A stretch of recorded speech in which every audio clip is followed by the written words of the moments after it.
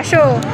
তোমরা যারা আমার আগের ভিডিওটা দেখেছো আর আমার ভিডিওগুলো যারা দেখতে পছন্দ করো তারা নিশ্চয়ই জানো যে আমি একটা বিয়ের ব্লগ আপলোড করেছি জল ভরতে যাওয়ার। তো নাও নিয়ে চলে আসলাম এবার রাতের ব্লগটা। তোমরা নিশ্চয়ই এক্সাইটেড ছিলে যে কখন আমি রাতের ব্লগটা পোস্ট করব। নাও নিয়ে চলে এসেছি, এবার দেখো। তো দেখো বিয়ের রাত্রেবেলা কিন্তু আমি ঠিক এরকম সেরেছিলাম। আমার বিয়ের পর আমি দ্বিতীয়বার পরছি আমার এই বেনারসিটা।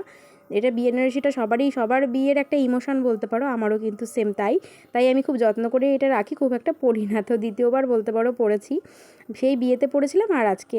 তো আমাকে কেমন লাগছে অবশ্যই কমেন্ট করে বলতে কিন্তু একদমই ভুলো না, কেমন লাগছে আমার, কেমন সেজেছি আমি। শাড়িটা দেখলেই তো মা পরিয়ে দিয়েছে আর বাকিটা কিন্তু আমিই করেছি। আর এই যে চলে এসেছি বিয়ে বাড়িতে সবাইকে নিয়ে একসাথে। আর এই যে দেখো না প্রচণ্ড হারে ভিড়। আর ছিল এখানে ফুচকা আর কফি স্টল, সেগুলো খাওয়া আমাদের কমপ্লিট। আর তারপর গিয়েছিলাম একটু বিয়ে দেখতে, গিয়ে দেখলাম যে শুভদৃষ্টিটা অলরেডি কমপ্লিট হয়ে গেছে।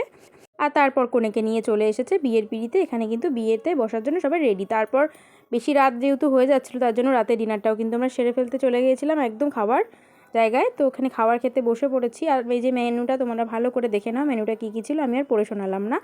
আর যেটা দেখলাম ভিডিওর প্রথমে যে আমি আর দাদু নাচছিলাম, তো বিয়েবাড়িতে তো নাচতে পারিনি, তাই বাড়িতে এসে আমি আর দাদু কিন্তু এইভাবেই মজা করেছি। তো কোনো ছোটোখাটো অকেশনে আমি আর দাদু কিন্তু এমনভাবেই মজা করি, আমরা খুব ইয়াকি মারছিলাম। তো নাচানাচি করে আজকের ভিডিওটা সম্পূর্ণ হলো।